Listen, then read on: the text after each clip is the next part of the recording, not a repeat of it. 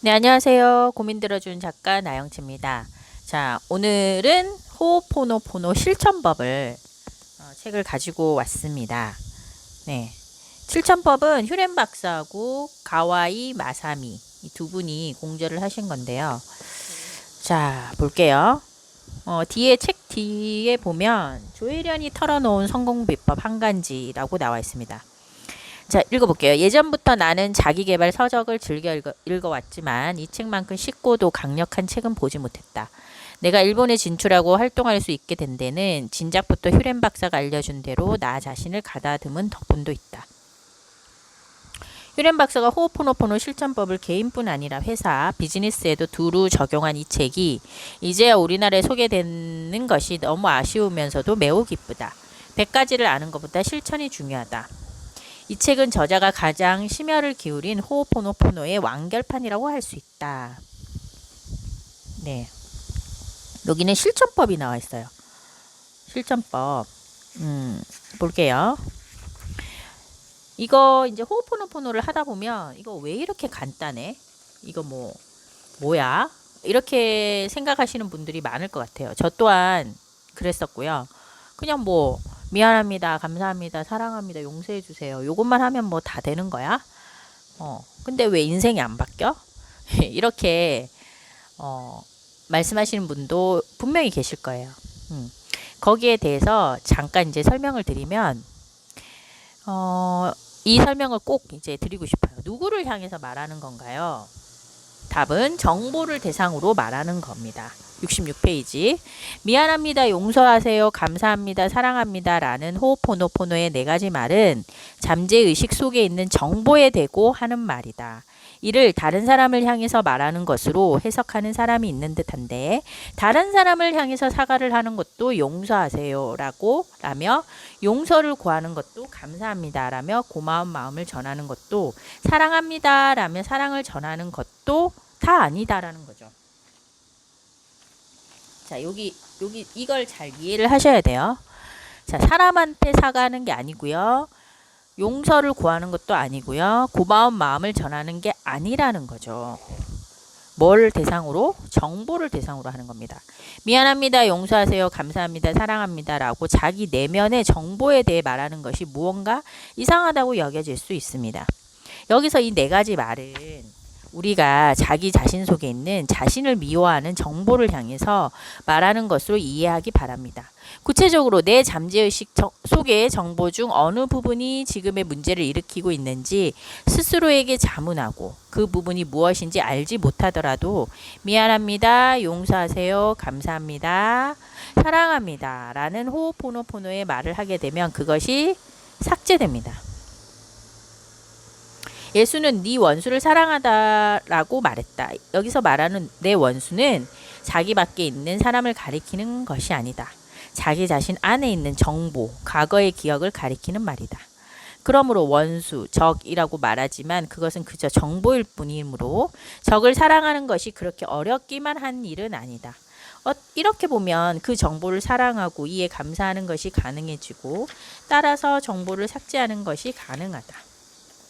미안합니다, 용서하세요, 감사합니다, 사랑합니다 라고 잠재의식 속에 있는 정보에 대해 말함으로써 감사를 하고 자신을 바르게 회개하며 결국 최종적으로 삭제하는 것이다.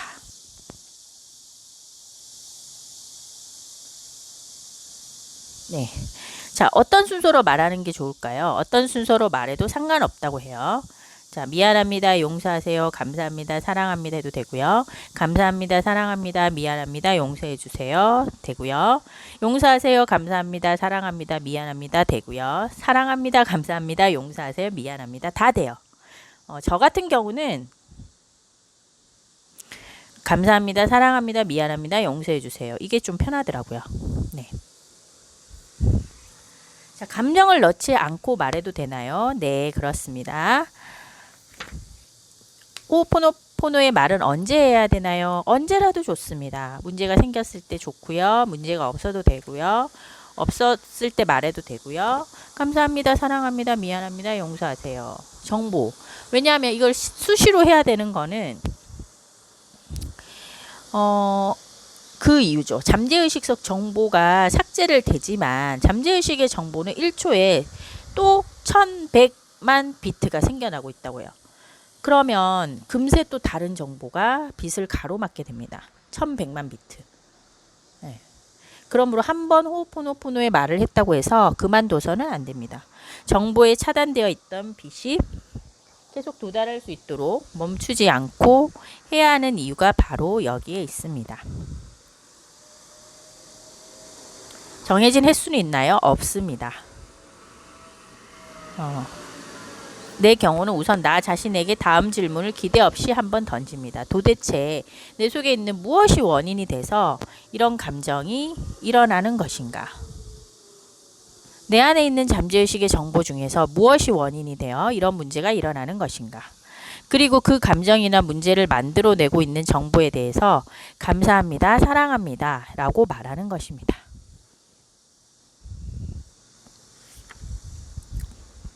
자, 그러면 네 가지 말을 모두 해야 되나요? 그럴 필요는 없습니다. 네, 사랑합니다. 네, 사랑합니다. 사랑합니다. 사랑합니다. 네, 이렇게만 해도 정보가 삭제된다고 합니다. 부정적인 기분일 때도 해도 되나요? 네, 사랑합니다. 사랑합니다. 기분이 안 좋아요. 근데 사랑합니다. 사랑합니다. 효과가 있을까요? 네. 기분이 바로 업되는 건 아니겠지만 내 안에 있는 정보 때문에 그 감정이 나타난 거기 때문에 근본적인 내 안에 문제를 일으키는 그 정보를 삭제시켜 주는 거죠. 네. 볼게요. 만약 부정적인 기분 상태에서 말할 때 안 좋은 결과가 생긴다거나 긍정적인 상태에서 호오포노포노를 하지 않아 효과가 없다고 느낀다면 그것은 그 사람이 정보의 재생에 영향을 받아서 그렇게 느끼는 것이다. 확실하게 정보를 삭제하면 그런 생각은 없어진다. 자, 컴퓨터의 삭제 버튼을 떠올려 보자. 삭제 버튼을 누를 때 긍정적인 기분에서 누르면 더 효과적으로 정보를 삭제할 수 있을까? 반대로 부정적인 기분에서 삭제 버튼을 누르면 삭제할 정보가 지워지지 않는 일이 생길까? 결과는 어느 쪽이든 동일하다. 삭제할 정보는 삭제 버튼을 누르는 순간 100% 삭제될 뿐이다. 우리들은 그저 삭제 버튼을 누르기만 하면 된다. 오케이. 그러면 내가 기분이 좋든 안 좋든 삭제될 거는 다 삭제된다는 거죠. 그쵸? 그러면 부정적인 기분에 내가 빠져 있을 때, 예, 그걸 어떻게 보면 좀 진흙탕에 빠졌다고 저는 표현을 하는데, 그 빠진 기분에 있을 때는 사실 정말 힘들죠. 네, 그 기분에 빠져 있을 때. 그러면 내가 지푸라기를 잡는 심정으로 그냥 고맙습니다. 이렇게 하거나 아니면 사랑합니다. 이렇게 하거나 그냥 그 단어에 집중하는 거죠. 그냥 그 단어에. 그냥 집중해 보는 거죠. 그렇게 하다 보면 내 기분이 조금씩 달라지는 걸 분명히 느끼실 거예요. 네, 분명히요. 제가 분명히 체험을 했거든요. 그렇게 하다 보면 이 호오포노포노의 매력을 알게 되고 내가 어떤 기분에 빠져 있을 때, 원치 않은 기분에 빠져 있을 때는 금방 내가 원하는 기분으로 바꿀 수 있는 가장 강력한 무기가 되는 거죠. 소리를 내서 말할까요? 아니요. 조용히 마음속으로 말하십시오. 자, 말을 할 때는 어떤 이미지를 그려야 하나요? 아니요. 이미지를 그릴 필요가 없습니다. 너무너무 간단하죠. 그래서 너무 좋은 것 같아요. 부정적인 것은 생각하지 않는 편이 좋은가요? 그런 사고 자체가 문제입니다. 자, 부정적인 것을 생각하지도 않고 말하지 않는데도 기실 그 배경에 있는 것은 부정적이거나 그와 유사한 것이다. 우리 잠재의식에서는 1초당 1100만 비트의 정보가 생겨나고 있다. 자, 우리 잠재의식의 정보에는 1초당 1100만 비트의 정보가 생겨나고 이게 끊임없이 그 호오포노포노 책에서 나옵니다. 끊임없이 정말. 어떻게 보면 이거 뭐야? 이 책은 정말 뭐야? 할 정도로 같은 말이 계속 반복이 됩니다. 그만큼 중요하다는 거겠죠? 부정적인 것을 생각하지 않고 말하지 않는데도 잠재의식 속에는 존재하고 있다. 그러므로 문제를 삭제하는 수밖에 없다. 미안합니다. 용서하세요. 감사합니다. 사랑합니다. 라는 말은 최소한 부정적인 말이 아니라고 생각한다. 또한 호오포노포노에서는 긍정적인 사고도 필요하지 않다. 기대나 판단은 불필요하다. 그럼 본질적인 목표는 뭔가요? 자유입니다. 제로가 바로 그 자유를 가르치고요. 정보에 대해 호오포노포노의 말을 하면 정보는 제로가 된다. 볼게요. 호오포노포노에서는 어떤 기대도 없다. 고통은 무언가가 필요하다고 생각하는 데서 시작된다. 고통이란 무엇에 집착해서 원한다고 생각하는 곳에서 시작된다고 부처는 말한다. 예를 들어 어떤 독신자가 결혼 상대가 필요해 라고 생각한다고 하자.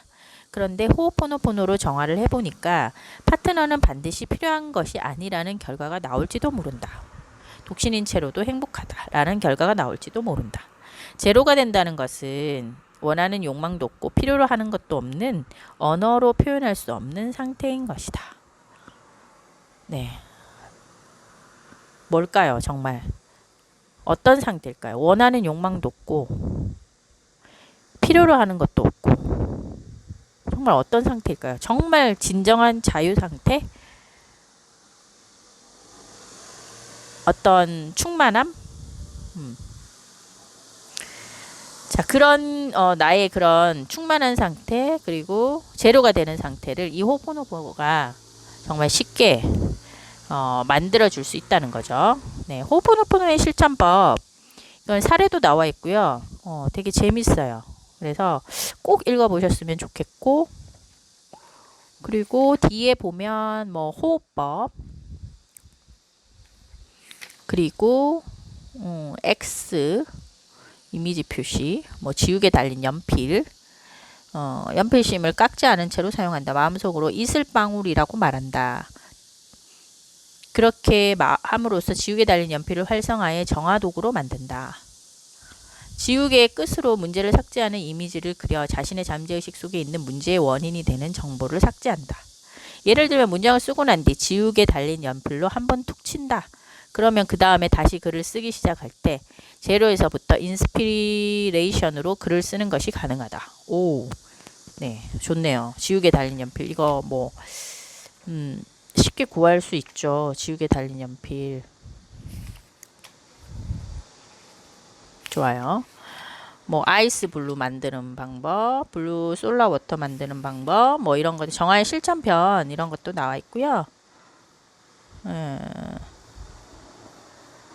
네. 이런 것들을 이제 나중에 제가 또 소개를 해드릴게요. 네. 오늘도 감사 가득, 사랑 가득 응원합니다. 고맙습니다. 사랑합니다.